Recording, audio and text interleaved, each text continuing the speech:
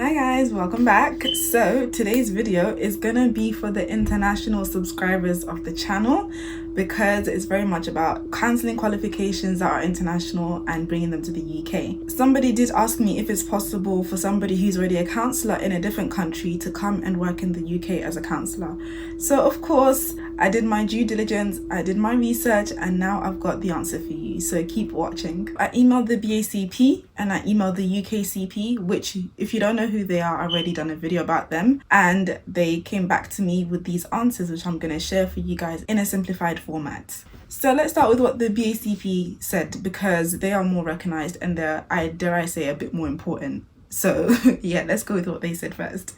So the BACP said that if your course that you did abroad was not accredited by them, which of course they probably weren't, because the BACP only accredits courses in the UK as far as I'm aware, because the B in BACP stands for British, then you must bring them a course handbook or a transcript of the course that you did so that they can assess the level of training that you had, so that they can compare it to see if it matches the level of standard of training that they have as a requirement in the UK. And on top of that, they ask that if it's not in English, that you get it translated by a certified translator to English so that they can obviously read everything in English. So all the documents and evidence, including your course handbook or whatever else, it has to be translated, and any other evidence that you've got that is needed, maybe your certificate or anything, it needs to be translated into English for them so that they can obviously assess and make sure that everything is up to par and that received the certain training and is of a certain standard. So although I've never had to do this myself, I'm just assuming some of the stuff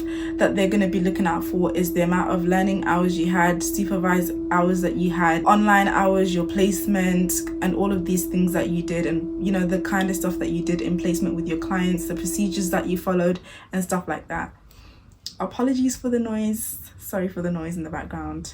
So once they've got your course and they've read it through and they've matched it to check if their standards match or whatever else, then they say that you can become an individual member of the BCP. They do have different levels of memberships and different memberships for different levels of qualification. So once they've approved and said that actually your training that you had matches our standard of training, then they'll allow you to have individual membership.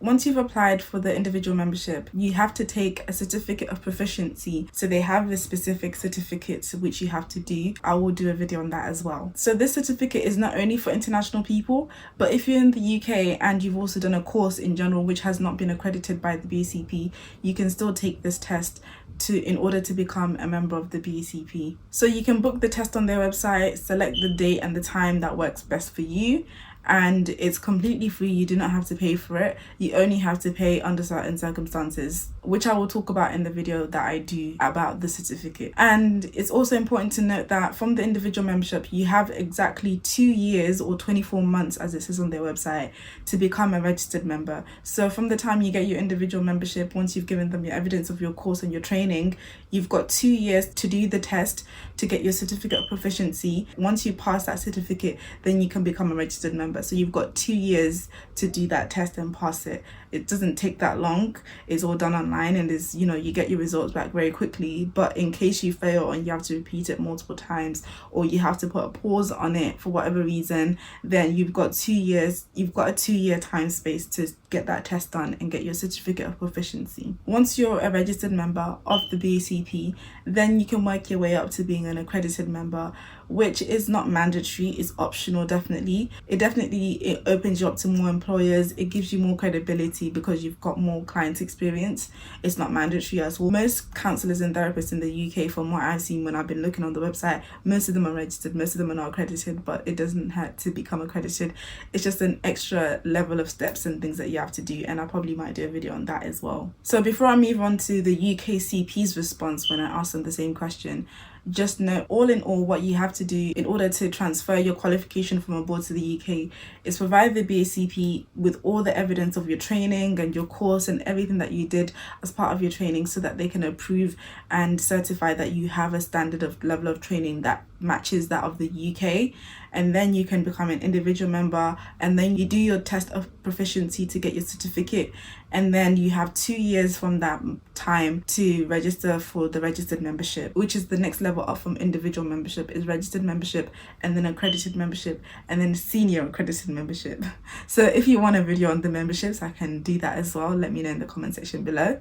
So moving on to what the UKCP said about coming into the UK with a qualification from abroad. So with the UKCP, they said that if your course was not accredited by them, which of course it probably wasn't, then you basically once again have to provide evidence of all your training and your qualifications and everything that you did. Probably get it translated if you need to. I don't know if they provide translators. And then they have organizations that assess your training for them, so they don't do it directly like the BCP does. So on their website, what I saw was when you go on their website and you go through the process, they'll provide you with a list of different organizations that will assess your level of training and your qualifications to see if it matches their standard, and you give it to them.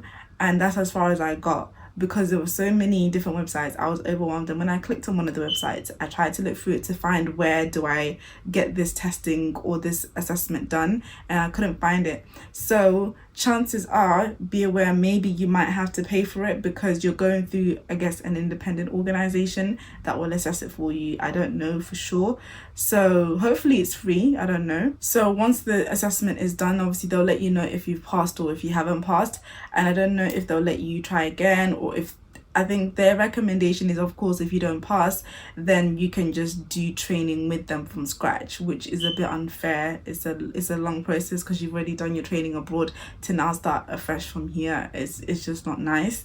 So maybe it might be better to go with the BCP, simply because the BCP will just expect you to do a test of proficiency rather than do your training from scratch.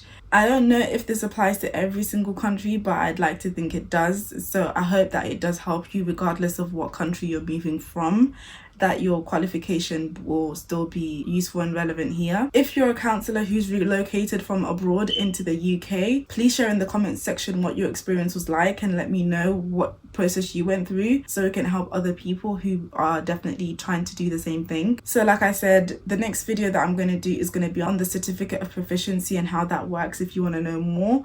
So I will link that at the end of this video, and I'll see you guys in that video. Bye.